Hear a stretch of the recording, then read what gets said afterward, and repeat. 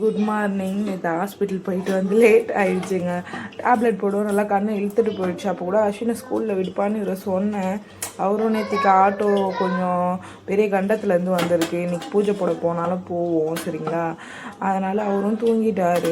அஸ்வினை ஸ்கூலில் விட்டாலும் நான் தான் போய் கூப்பிட்டு வரணும். அங்கே ரோடு சரியில்லை, ஜேசிபி வச்சு போட்டுருந்தாங்க. வீடியோ பார்க்குறவங்களுக்கு தெரியும், அந்த சைடு தான் அவன் ஸ்கூலும். விட்டாலும் நான் தான் போய் இட்டு வரணும். நான் இப்போ தான் கொஞ்சம் ஓவரால் எனக்கு கொஞ்சம் வலி பரவாயில்ல, இருந்தாலும் ப்ளட் டெஸ்ட்லாம் எடுக்கணும். நாளைக்கு தான் போய் ப்ளட் டெஸ்ட்லாம் எடுக்கணும். என்ன செய்கிறேன்னா இந்த சேமியா தாங்க சரிங்களா, அணிலோட இந்த இனிப்பு சேமியா தான் செய்கிறேன். மேகி செய்யலான்னு பார்த்தா மேகி சும்மா பசங்களுக்கு கொடுக்கக்கூடாதுல்ல. இது செய்கிறதுக்கு தேவையானது பார்த்திங்கன்னா தேங்காய் இருக்கணும். தேங்காய் வந்து துருவி போட்டுக்கணும். இது இளநியோட இது தான் சரிங்களா. இந்த தேங்காய் தான் நான் யூஸ் பண்ண போகிறேன். இந்த மாதிரி ஒரு பாத்திரத்தில் ஆவி கட்டுற மாதிரி நான் வந்து இட்லி குண்டா வச்சுருக்கேன். எண்ணெய் லைட்டாக தடவிட்டேன். துணி தேடி பார்த்தேன், கடையில் டைம் வர ஆகுது பசங்களுக்கு அப்படின்றதுக்காக இதே எடுத்துட்டேன். இதில் தண்ணி அதிகமாக விடக்கூடாது. லைட்டாக இந்த மாதிரி தண்ணியில் கொஞ்சமாக பாத்திரத்தில் தண்ணி வச்சு அதில் போட்டு எடுத்துக்கோங்க சரிங்களா. ஏன்னா இது ஆவிலே வெந்துடும். நான் வந்து இந்த ஹோல்ஸில் போகக்கூடாதுல்ல, அதனால் அப்படி போய் வச்சிடறேன். துணி போட்டால் நம்ம நல்லா பரப்பி விடலாம். இதுதாங்க இன்றைக்கி காலையில் வந்து டிஃபன் வாங்கிட்டு வருவான்னு கேட்டார் அவர். வேண்டாம், என்னத்துக்கு வீட்லேயே செஞ்சு சாப்பிட்டுக்கலாம், சும்மா எதுக்கு கடையில் வாங்கிட்டு அப்படின்ட்டு இப்போ நான் செய்கிறேன். ஈவினிங் மட்டும் நான் பாடிகேட் முனீஸ்வர் கோயிலுக்கு போவேன்.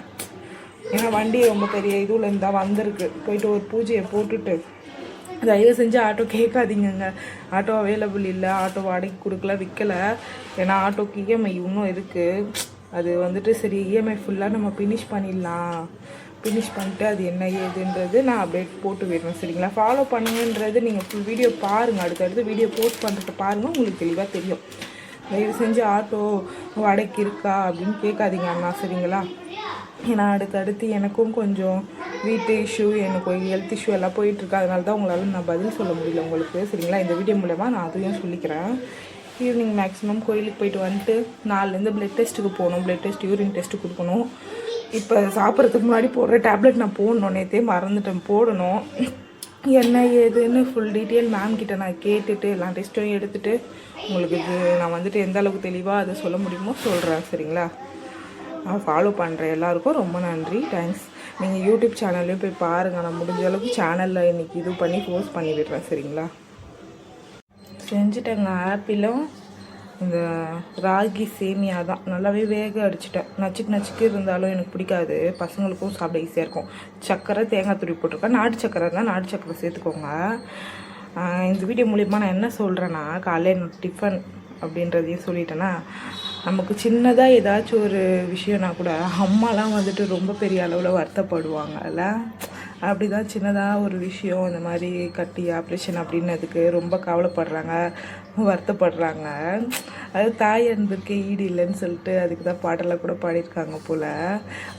நான் என்ன சொல்கிறேன்னா, அம்மா அப்பா இல்லாதவங்க குழந்தைங்க இருப்பாங்கள்ல, அம்மா அப்பா இல்லாதவங்களுக்கெலாம் கூட ஆதரவாக வந்துட்டு கூட பிறந்தாங்க உடன் பிறந்த சகோதரி வந்துட்டு பாசமாக இருங்க. முடிஞ்ச அளவுக்கு சண்டை போட்டுக்காதீங்க. இருக்கிறது ஒரு லைஃப் தானே, அவங்க கூட வந்து லைஃப்பை வந்துட்டு சந்தோஷமாக கொண்டு போங்க. அம்மா அப்பாவே இல்லாதவங்களாக இருந்தீங்கன்னா கூட விட்டுடாதீங்க. கூட பிறந்த தங்கச்சியாக இருக்கட்டும், அண்ணனாக இருக்கட்டும், வேறு வீட்டுக்கு வாழ போன பொண்ணாக இருக்கட்டும், யாராக இருந்தாலும் விட்டுடாதீங்க, விட்டு கொடுக்காதீங்க. நீங்கள் வந்து அவங்கள பீஸ்ஃபுல்லாக தாங்குங்க. அவங்களுக்கு ஏதாச்சும் ஒன்றா இறங்கி செய்யுங்க சரிங்களா. காசு பணம் இன்றைக்கி வரும், நாளைக்கு போவோம், சம்பாரிச்சிக்கலாம். நான் உயிர் போனால் வருமா வராதான்றதுலாம் வந்துட்டு நான் சொல்ல வேண்டிய அவசியமே இல்லை, வராது, அதுதான் சரிங்களா. உயிர் போனால் வராது. இருக்கிற வரைக்கும் ஹாப்பியாக இருங்க. எதுக்கு சண்டை போட்டுக்கிட்டு. அண்ணன் தங்கச்சிலாம் வந்துட்டு என்னதான் சண்டை இருந்தாலும், என்னதான் ஒரு பண பிரச்சனை, மனசு கவலை எது இருந்தாலுமே எல்லாத்தையும் தட்டி விடுங்க. இன்றைக்கி தூங்கி இருந்தால் நாளைக்கு மறந்துடுங்க, அவ்வளோதான். மறந்துட்டு சந்தோஷமாக போயிடுங்க, ஒன்றா போயிடுங்க, ஹாப்பியாக இருங்க. முடிஞ்ச அளவுக்கு எல்லாருக்கூடயும் சண்டை போடாதீங்க, சகஜமாக போயிடுங்க, அவ்வளோதான். வேண்டாமே.